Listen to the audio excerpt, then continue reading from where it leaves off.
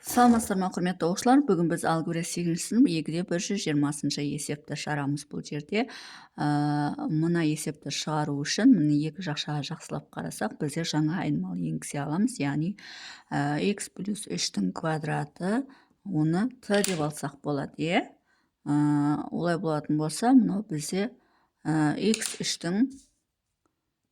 плюс 3-тің квадратының квадраты деген сөз, x-тің 4 дәрежесі. Олай болатын болса, бұны t квадрат деп алсақ болады. Мынаны t десек, бұнда оның квадраты t квадратты береді. Демек, не істейміз? Мына жерге t квадратты қоямыз, ал мына жерге t-ны қоямыз. Сонда бізде мынандай теңдеу шығады. T квадрат минус 13t плюс 36 тең 0 деген міне осындай теңдеу шығады. Осы квадраттық теңдеуді шешу үшін біз дискриминантты қолданамыз. Дискриминант минус 13-тің квадраты бізде 169 минус 4 көбейту 1 көбейту 36. Енді 36-ны 4-ке көбейтетін болсақ, бізде 12, 144 болады. 36-ны көбейтеміз 4-ке. 144 болады екен, яғни 169-тан аламыз 144-ті. Ол кезде бізде не шығады? 25 шығады. 25 деп отырғанымыз бізде ол 5-тің квадраты деген сөз. Олай болатын болса, енді t1, t2-ні табамыз. t1, t2 деп отырғанымыз минус болғандықтан, мына жерге плюс жазылады, плюс минус 5-тің өзі жазылады, өткен түбірас 25-тен 5 шығады. Бөлінген 2 болады. Енді 18 2-ге бөлеміз, яғни 13-ке 5-ті қоссақ 18, 18 2-ге бөлсек 9 болады. 13-тен 5-ті алсақ, бізде неше шығады? 8 шығады. 8 2-ге бөлсек, бізде 4 шығады. Демек, t1, t2-ні таптық. Енді бұл жерде есеп әлі шешілген жоқ. Неге десеңіз, мұнда t деп алдық біз. X плюс 3-тің квадратын t деп алдық. Демек, бірінші 9-ды қойып есептеп шығарамыз, екінші 4-ті қойып есептеп шығарамыз. Яғни, бірінші теңдеу x плюс 3-тің квадратын, яғни бірінші мәні 9, екінші x плюс 3-тің квадратын. Неге мен бірден жазып жатырмын? Себебі қазір мен мұнан есептеп кетсем, сендер түсінбей қалуларың мүмкін. Не үшін қайтадан 4 алды, не үшін қайтадан 9 алды деген секілді. Бұл жерде біз 2 мән болғандықтан бірінші 9-ға теңесеміз, екінші мән 4-ке теңесеміз. Мұнаның өзінен егер есептің дискриминантын өтенген болса 2 жауапты береді. Мұнаның өзінен дискриминантын өтенген болса 2 жауап береді. Егер толық шықса, онда бізде 4 жауапты ала аламыз. Сонда сол бізде 4 жауап болады. Яғни 4 дәрежелі теңдеудің 4 қана жауап болады. Ал енді жекеттік ашайық, яғни мынау бізде x плюс 3-тің квадраты, яғни 9-тың квадраты деген сөзден. Екі өрнектің қосындысының квадраты ретінде ашайық. X квадрат плюс 6x плюс 9 тең 9. Мына 9 пен мына 9 жойылып кетеді, себебі 9 ар жаққа өткізсек минус 9 болып кетеді. Олай болатын болса, x квадрат плюс 6x тең 0 деп алсақ болады. Осы екі айнымалыдан x-ті жақшаның сыртына шығарып жіберсек болады. X плюс 6 тең 0. Енді бұл дискриминант емес, ортақ көбейтгіш жақшаның сыртына шығара салсақ болады. Сонда бұл жерде x1 тең 0 болады, себебі мына жерге 0-ді қойсақ, 0-ді наған көбейтсек, жақшаның ішіне бәрібір 0 шығады.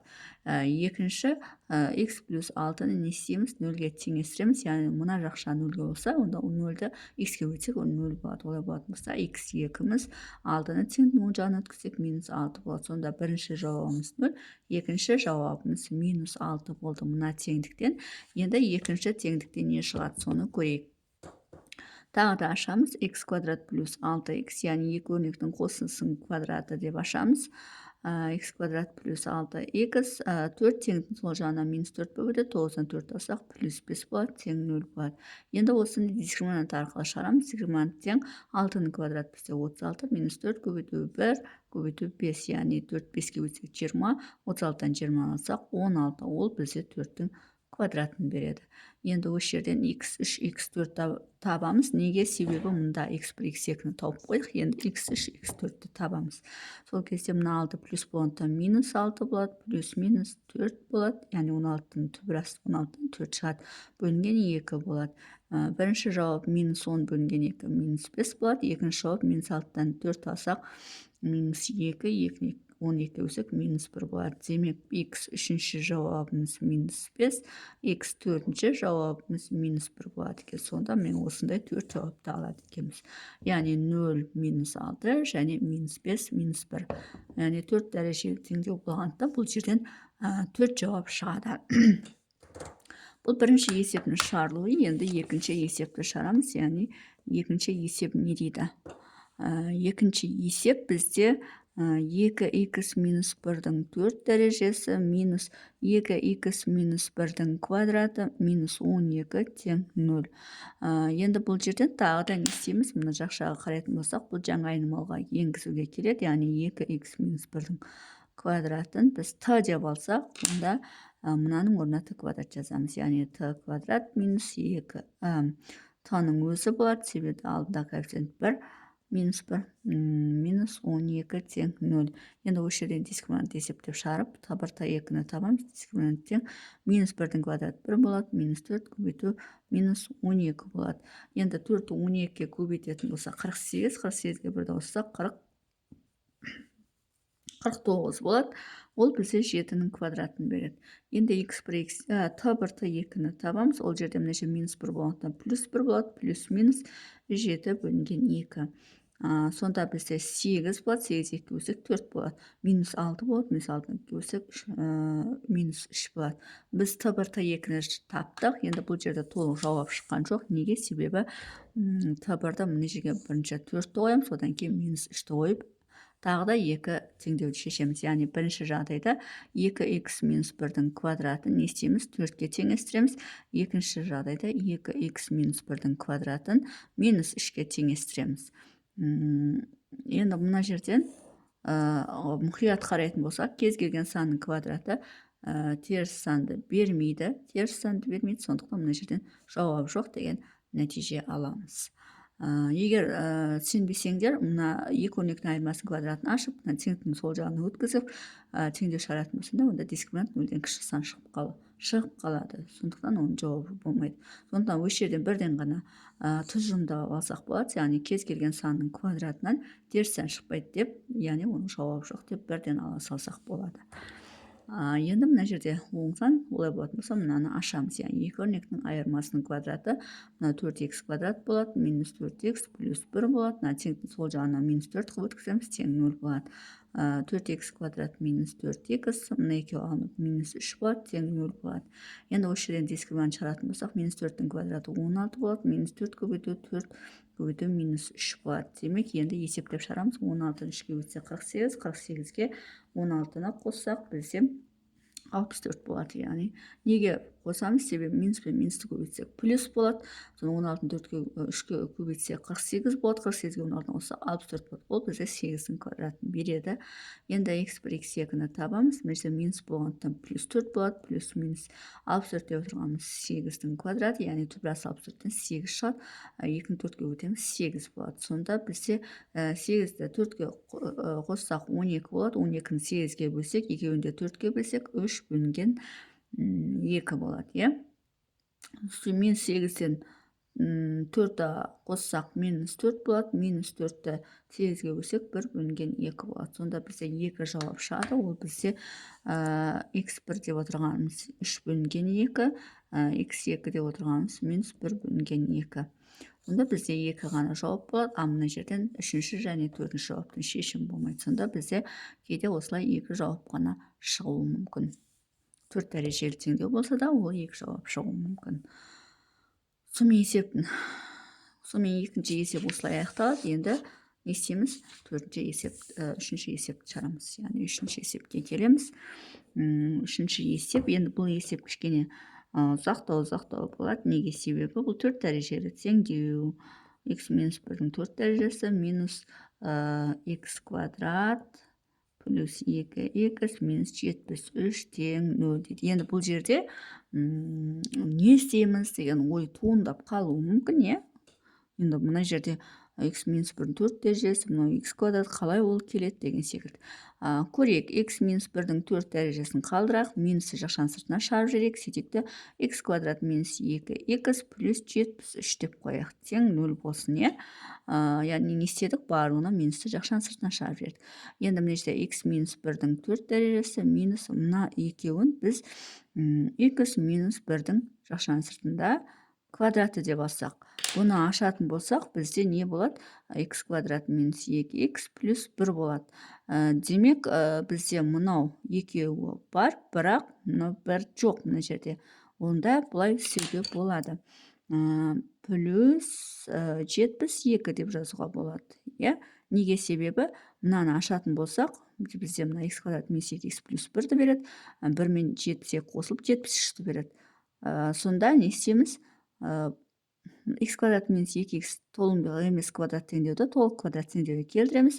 Яғни плюс 1-ді а жаққа өткізіп, плюс 72 деп, яғни 1-ін а жаққа жібереміз. Бұлай ғой. Мына теңдеуді бұлай істейміз. X квадрат минус 2x плюс 1 дейміз, плюс 72 дейміз. Сөйтеміз, мынау бізде x минус 1-дің квадратын береді. Болды ма? Енді түсініктілеу болған шығар, яғни 73-ті 1 қосу 72 дейміз. Бәрібір бізде 73-ті береді. Ал мынау бізде x минус 1-дің квадраты толық квадрат теңдеу береді. Неге оған алып келіп жатырмыз десеңдер, мұқият қарасаңдар, мұнда x минус 1-дің 4 дәрежесі, мұнда x минус 1-дің квадраты келеді. Олай болатын болса, біреу квадрат, біреу 4 дәреже, демек оған тең айнымалы енгізуге болады. Яғни x минус 1-дің квадратын не істеуге болады?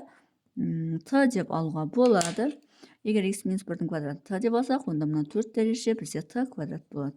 Минус жақшаның ішінде т, өткен жақшаның ішінде тұр, плюс 72 болады, тең 0 болады. Енді не істейміз? Жақшаны ашамыз. Яғни т квадрат минус т минус 72 болады. Тең 0 болады.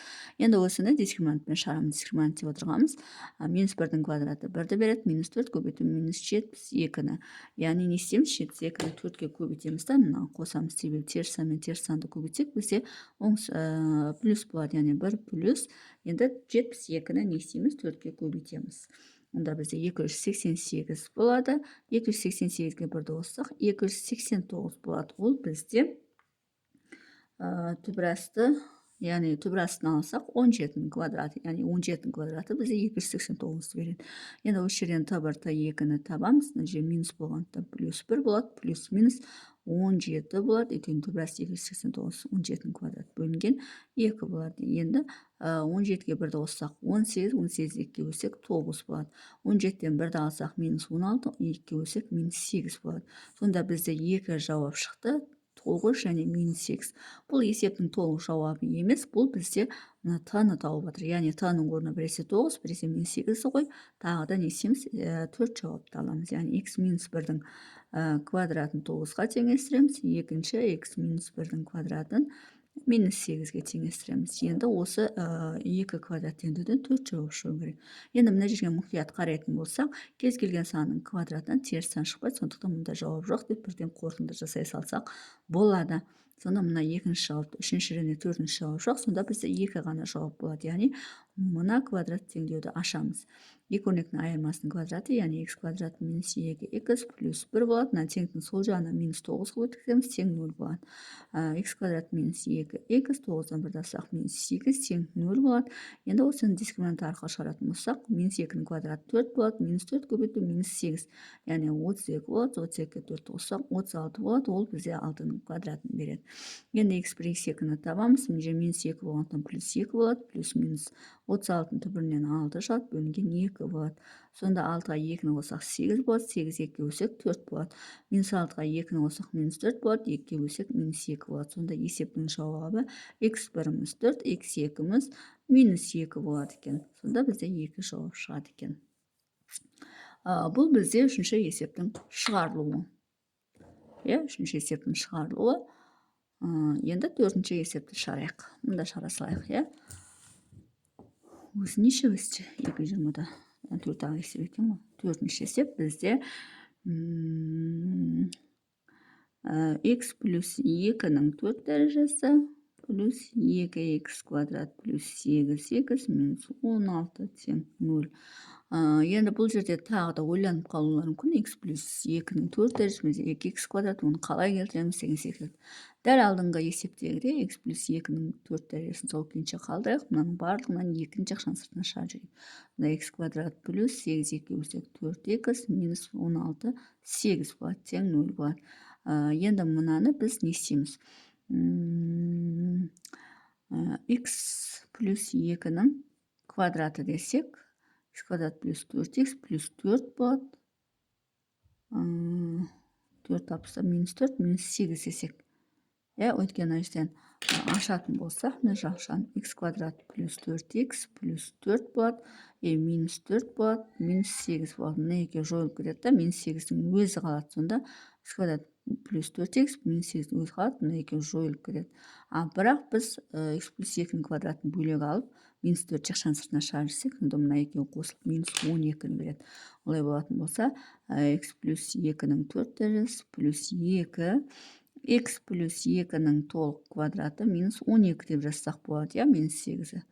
Неге олай жаздық? Себебі мына екеуі толық квадрат теңдеу береді, мына екеуі қосылып минус 12-ні береді. Мынаның бәрін ашатын болсақ, онда мына теңдеудің өзін аламыз. Неге олай келтірдік? Себебі х плюс 2-нің 4 дәрежесі, х плюс 2-нің квадратын т деп алсақ болады. Яғни х плюс 2-нің квадратын біз т деп алатын болсақ, онда мынау біз х плюс 2-нің квадратының квадраты деген сөз. Олай болатын болса, мынаның орнына біз т квадратты қоямыз, плюс 2 жақшаның ішінде т минус 12 тең 0. Енді жақшаны ашамыз. Т квадрат плюс 2т минус 24 тең 0. Осы жерден т бар, т 2-ні табамыз. Дискриминант арқылы 2-нің квадраты 4-ті береді, минус 4 көбейту 1 көбейту минус 24-ті береді. 24-ті 4-ге көбейтеміз. Яғни ол бізде 96 болады. Минус пен минус көбейтіліп плюсті береді. Сонда 4 плюс 96 болады. Ол бізде 100-ді береді. 100 деп отырғанымыз бізде 10-нің квадраты деген сөз. Енді не істейміз? Т бар, т 2-ні табамыз. Т бар, т 2-міз бізде мына жер плюс болғанда минус 2 болады, плюс минус 10 болады, бөлінген 2 болады. Сонда 10-ға минус 2-ні қоссақ 8 болады, 8 2 бөлсек 4 болады. Минус 2 минус 10-ды қоссақ минус 12 болады, 2 бөлсек минус 6 болады. Енді не істейміз? Осы 2 теңдікті есеп әлі аяқталған жоқ, осы теңдікті мына жерге апарып қоямыз.